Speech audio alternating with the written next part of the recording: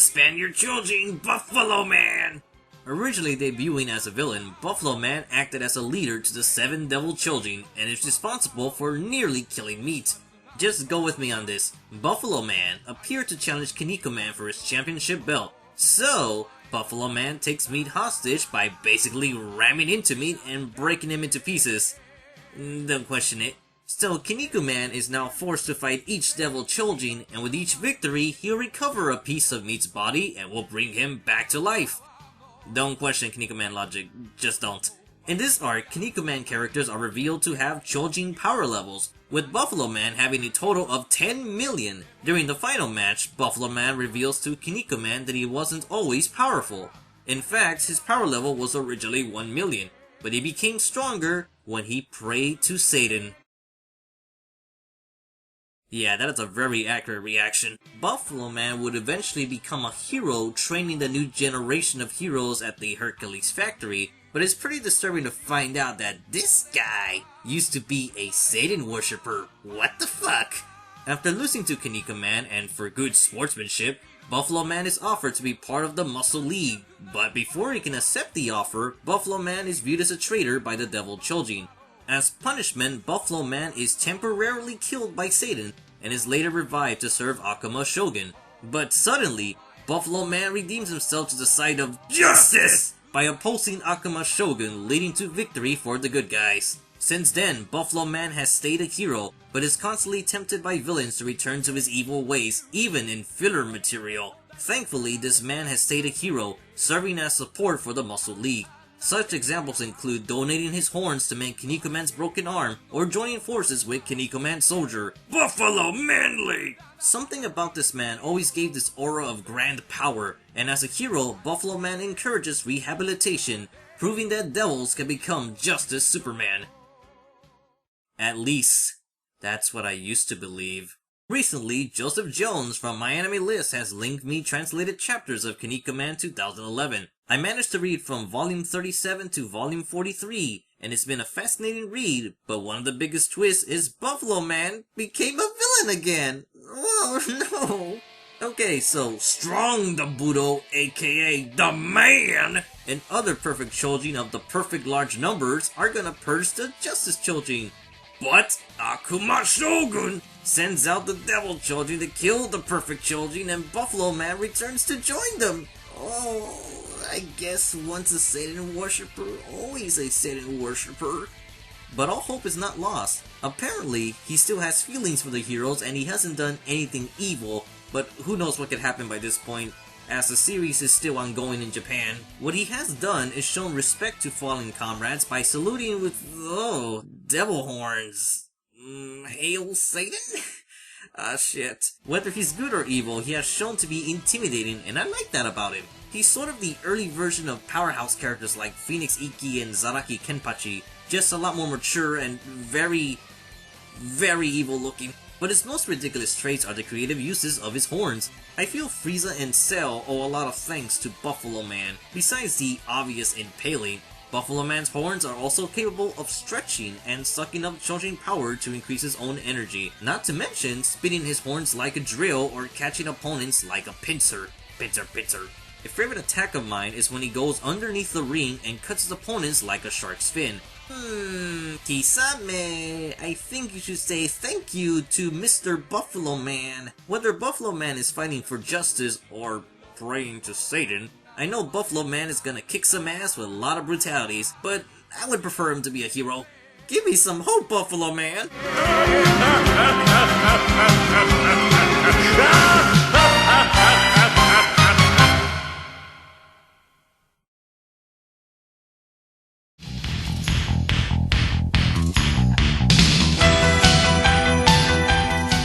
Number 7 is the villain Neptuneman, noticeably inspired by Hulk Hogan!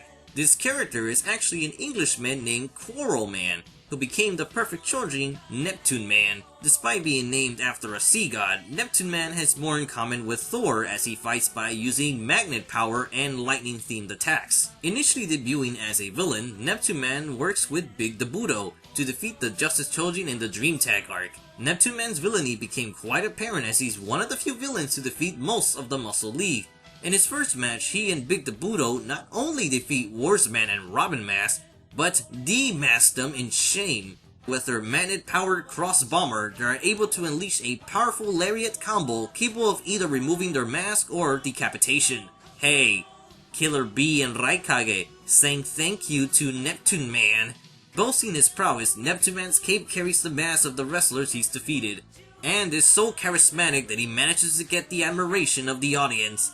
Earlier I said that Ashura Man might be my favorite villain, but all of that changed once I was able to read a few translated chapters of the Ultimate Muscle Tag.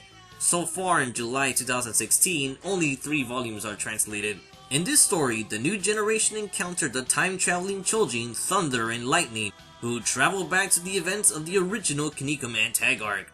Following the new generation is Neptuneman from the future, who longed to be evil again. You see, from the end of the original Tag arc, Neptuneman is revealed to be a henchman to Big the Budo, aka Neptune King. So it kind of belittles his evil actions, more so when he has a change of heart and commits a kamikaze assault against other perfect Chojin. He is later revived and becomes a good guy, joining forces with Kinnikuman in his battle against Omega Man and Super Phoenix. Since then, Neptuneman has been absent from the series, especially in Ultimate Muscle, which only gives him a brief mention. According to the Ultimate Muscle Tag series, Neptuneman has been living peacefully, but suddenly wishes to become evil again simply because of his fear of getting old. So upon hitching a time travel ride, Neptuneman now wants a rematch against the Muscle League. But here's the thing, Neptuneman needs a partner for this new tag match, and he chooses Seiwichin, aka Wally Tusket. What? He picks this adorable walrus as his partner, but this action is what made Neptuneman become my favorite villain of the series. Originally, he nearly annihilated the entire Muscle League, but without Big the Budo, now he's calling the shots and has plenty of fighting experience. Perhaps in an attempt to make the character more villainous, the authors, Yute Tamago, make Neptuneman much more depraved. The first thing he does is convert Wally into a fucking evil beast. I mean, how the hell is this walrus gonna turn evil? Oh shit! Neptuneman made Seiwichin into a literal, bloodthirsty beast! In the original series, Neptuneman would remove wrestlers' masks, but now, with Seiwichin, they tear off their fucking faces. What the fuck? Shit, that's Mortal Kombat material there. So yeah, these fucked up reasons is why Neptuneman is my favorite villain of the series. He may be a super villain, but Neptuneman will always be Neptune Manly!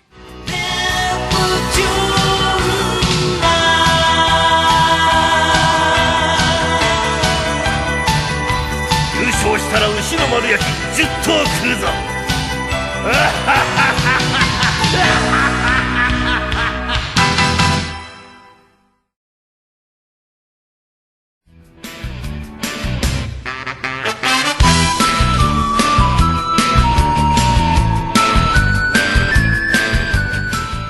At number 6 is Kinnikuman Soldier, who is one of the few Kinnikuman characters who does not have a theme song, since he appeared in the second anime, which changed the music and voice cast. What a great idea, guys! In short, the first Kinnikuman anime ended on a filler arc and would later return to television in a sequel named Kinnikuman Scramble for the Throne, which is about selecting the next king of Planet Muscle. And if you've seen Ultimate Muscle, I'm sure you can guess who won. It was King Muscle. What makes this arc so different from the rest is the inclusion of team battles ranging from 1-on-1, 2-on-2, or even 3-on-3 matches, but it's also known for having one of the most inconsistent plots of the story that I don't want to talk about. In summary, these 5 evil gods want Kinnikuman to lose, so they pick 5 candidates being Kinnikuman Big Body, Kinnikuman Soldier, Kinnikuman Mariposa, Kinnikuman Super Phoenix, and Kinnikuman Zebra. Initially portrayed as mysterious, Kinnikuman Soldier requests the help of Rocken Jr. and former villains to be part of his team. With the power of manly charisma, Soldier manages to win them over after unselfishly rescuing a child. He then enters the ring with the newly formed Team Soldier, whose motto is to surpass the labeling of Justice, Devil, and Malicious Chojin, thus forming a new alliance called the Superman Blood Oath Brigade, which accepts everyone. This is what makes Soldier so freaking appealing, his disposition as a leader who's seeing the bigger picture. But what are his goals? Is it to defeat Kinnikuman and rule over everyone under his flag? Or does he honestly believe there's good to be found even in the hearts of devils? Well, his objectives relate to most of those questions, for Kinnikuman Soldier is secretly known as Ataru, or better known as Kinnikuman's older brother.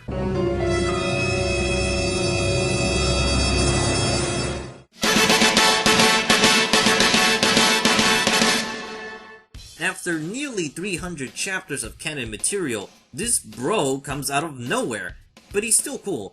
Ataru didn't want to be king of Planet Muscle, so he ran away from home and went into hiding. You know, this is starting to sound like someone else's origin. Hi, Kevin. So after many years, Ataru decides to come out in the open to save his little brother. So how does he do this? In a plot twist revelation, Ataru actually kills the real Kinnikuman Soldier, steals his mask and disguises his identity. That's fucking hardcore.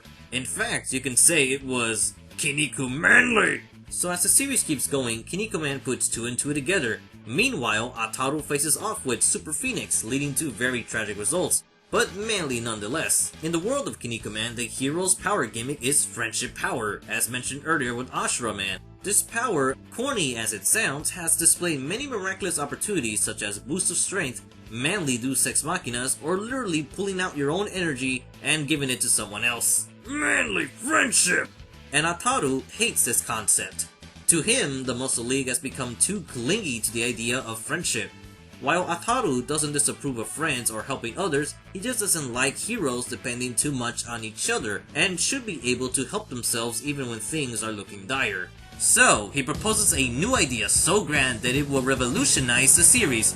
No, it will bring revolution to all shonen. No, it would have the power to bring the world revolution! And this idea is called True Friendship Power! Which is more or less the same thing? But the point is that Ataru makes friendship sound like the manliest thing ever. And you're gonna be surprised when I say this, but Kinnikuman Soldier almost became my favorite character, but then I realized he's only in one fucking arc. While he does briefly appear in Ultimate Muscle, he hasn't really done anything since the original Kinnikuman, and there's been no mention of him in the current 2011 series. In short, whether he's called Soldier or Ataru, this manly man will do whatever it takes to ensure that his brother becomes a suitable king, in which he proves time and time again with the essence of true friendship power.